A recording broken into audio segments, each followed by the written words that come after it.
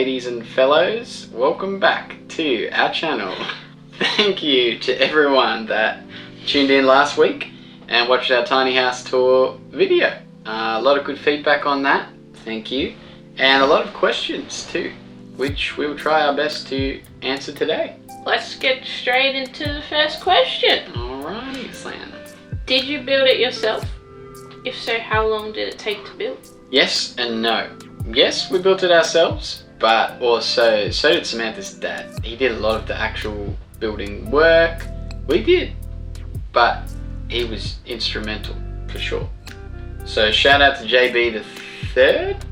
Yeah. For his help in the building. And for teaching us all that he did throughout it as well. Absolutely. Also, Samantha's brother helped. He did most of the framing from my understanding. I wasn't there that day. He helped with the framing. He helped with the framing. And so did Peter as well, I thought. He just lifted it on. Helped just lift some pieces of it. Yeah, well, sometimes you need someone just for the muscles, so Peter was there. Shout out to JB the fourth and Peter. Oh, and also, yet another shout out to Daniel Brown of DB Plumbing, who did all our plumbing for us excellently. Legend. Yes, thank you to him. So yes, we did, but there was plenty of other people involved. Definitely. Couldn't have done it just ourselves. No. Or it probably would have fallen over if we did. The second part of that, how long did it take to build? It initially pretty much finished everything, took 2.5 months. We still have stuff that we haven't done, just small little things, but yeah. The big bulk of it was done in 2.5 months, with us personally working on it pretty much full time. Yes, it was right at the start of Corona, so we had some free time. We did. Landon also wants to know why he didn't get a room in the tiny house. Yeah, I mean, I knew that question was coming. It's obvious. Why doesn't Landon have a room? Landon, my boy, I'm sorry. We'll work on a room for you. Maybe we could connect it to the top of the loft somehow, like a height extension, maybe. Or you could extend out the reading loft, and that could be his room. Oh yes, and we could box it in. And let me know what you think of that idea. Yeah, let us know, Landon. If you don't know who Landon is, I'm sorry, you're missing out.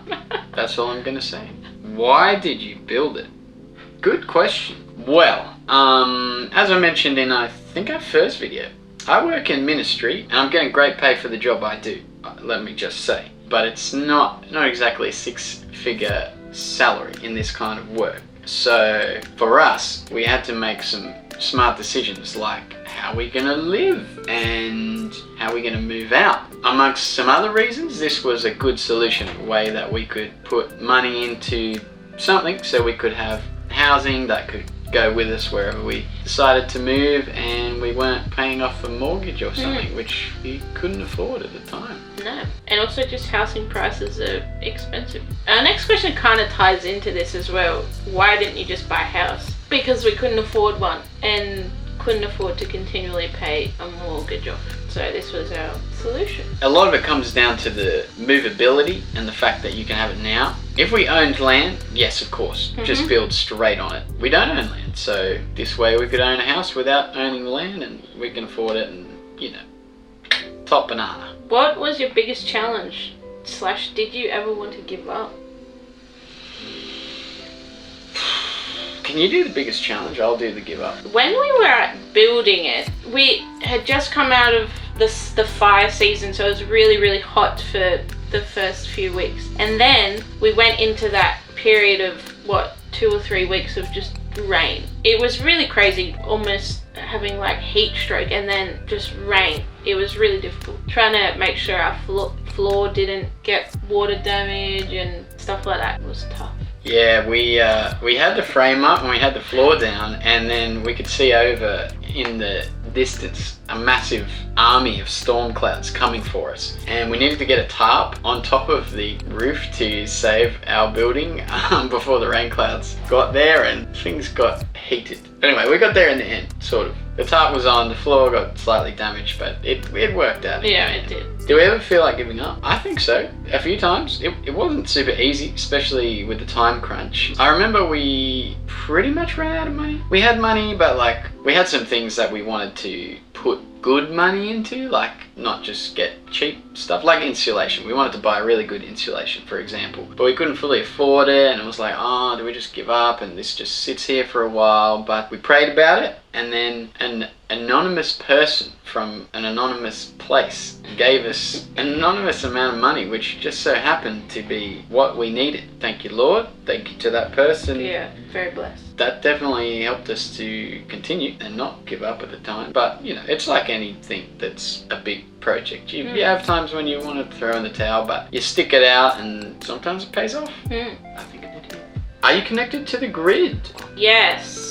So our water and electricity is just connected to the next door house, which we're on the land of. We're not stealing it from some unknown person. Yeah, we snuck over to the neighbours in the night, just plugged in an extension cord. So it's a bit like a caravan in that sense. We just basically plug in a hose and then plug our house into a power point pretty much. And then we are on gas bottles. That's off the grid. And we have a composting toilet. So no black water, and our grey water gets pumped into a drainage thing. Yeah, and also it's not like a garden hose. It's a pipe. The water that comes in, it's good. We're not drinking from the garden hose.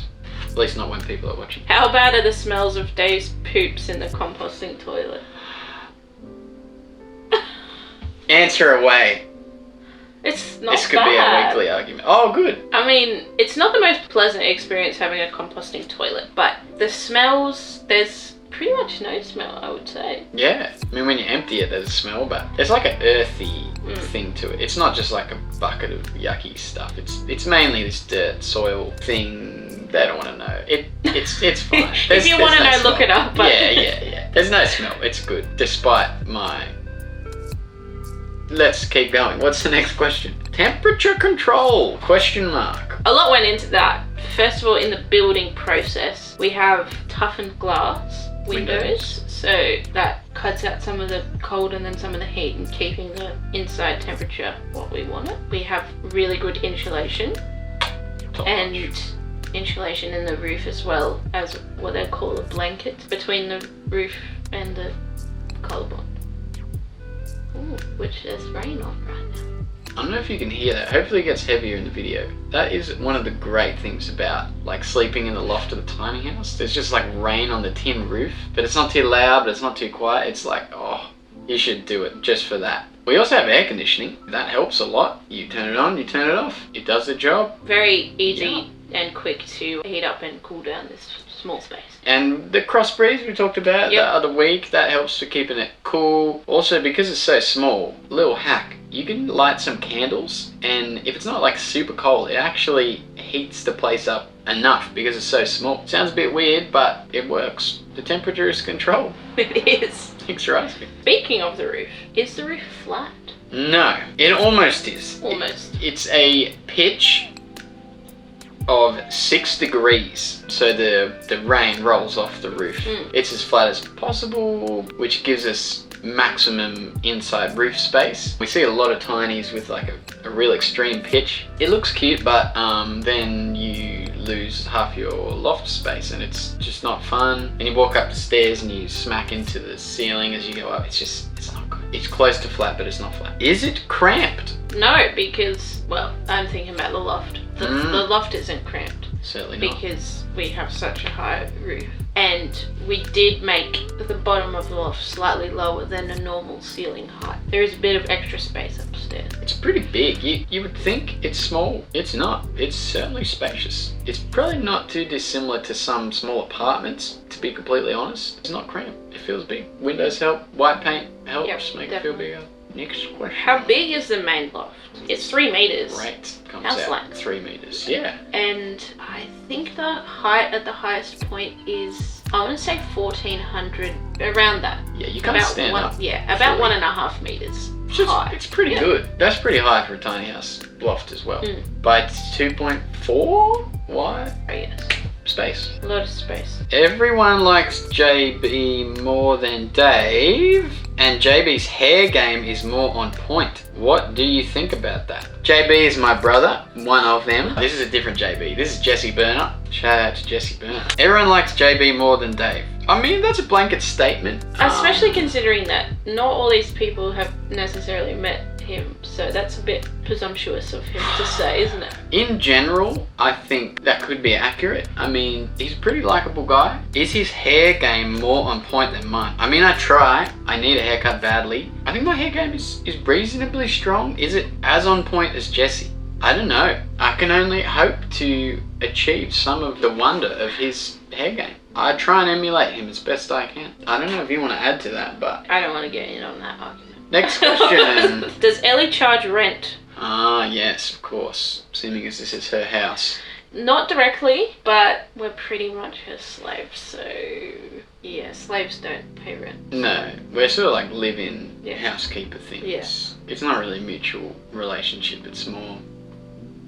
If she didn't need us, we'd be gone. Yeah, exactly. What shows do we like to watch on our projector? We have been watching The Blacklist, The Office, yeah, love The Yeah, Office. Bluey, Yep. get on that Yeah. if you haven't seen Bluey. All ages. We like to watch entertainment. some Paw Patrol as well. Oh, Paw Patrol, Yep. cracker. Love Paw Patrol. Brooklyn Nine-Nine. 99! Sorry, I wasn't there for that. Ooh, how much did it cost to build? It cost us within the general vicinity of about 25k. That's a good bit of money. Could be a house deposit. Again, we own this outright though. You can move it wherever, so yeah, it's good money, but it's not crazy money. You could save that up. You could do it for cheaper, you could do it for more. Yeah, so we did get a lot of materials for free. Yes, that's Samantha's dad had, or we claimed from like a building site, or Facebook Marketplace. or get on Marketplace. Yeah. It's good. And a lot of time put into researching to get cheaper items. How much does it weigh? So this is the house. This also includes the trailer. This is everything. It weighs a bit over 3.5 ton, which is a lot, but we could actually go up to 4.5 ton. That was kind of hard to do, but we wanted to not weigh too much. How do we move it? Well, last time we moved it, we borrowed a truck from Blackheath Firewood. Shout out to them for letting us borrow that. It's pretty much like a normal trailer. It's just huge. It doesn't like bounce around or like, whoa, up on two wheels. Like it's good. It's got some electric brakes. Yeah, you just hook it up, drive away. What are the pros and cons? Well, this could be a whole nother video. Do you want to do some pros, please? Sort of Pros. putting you on the spot there, but. We completely own it. Woo! We No can doubt. move it anywhere we want. We have our house, whatever circumstance we end up with. Like if the bushfires. Imagine just hooking up your house and driving away. See ya. Cons. There's not heaps, there are some. You can't have as much stuff. That's kind of a pro as well, but Yep. that's a potential con. It gets messy quickly. It does, but also you can clean it really fast because it's so small. Yes. Smells, if there were to be any smells, like Ellie going to the bathroom, it's small space. Yep. You gotta open some windows, light some candles, a few minutes of unpleasantness. That's just a straight up con. I mean, if someone's watching the projector and you want to get into the kitchen, you have to like duck underneath it or like mess up the screen, Oh, which so is bad. annoying. So that's a con. You can run out of gas. We switched the gas bowls over, so that's not that bad, but that's a con. I can think of pretty much no other cons. It's just a win, win, win, win, win. Win, win, win. Would you do it again? Yes. In hindsight, I would do it again. Yes. Would I build another tiny house? Probably not, because we don't need another one. If we were doing it for our mate. Yeah, I'd help our mates. Yeah, we're not signing up, but yeah, I would be up for it again. This is the last question. Oh no! Will you move out of it anytime soon? No, definitely not. Years down the track, children may come into the picture of our lives, at which point you can do it. I don't know if we would. Maybe like before they can sort of like transport themselves places, but once they can start running around, it's a bit tight. I think they need to be a bit more free range. We might need a bigger establishment, but no, in short, No, not anytime soon. no. Well, that is all of our questions. Thank you for sending them in. Thank you. If you have anything that was not answered, feel free to comment them below and we'll try and answer them in the comments. What are you going to do for the rest of the day? Oh, I was thinking of playing some Minecraft. Oh, good idea. Survival or creative? survival for sure. What? Survival's Yeah. good. Creative's better.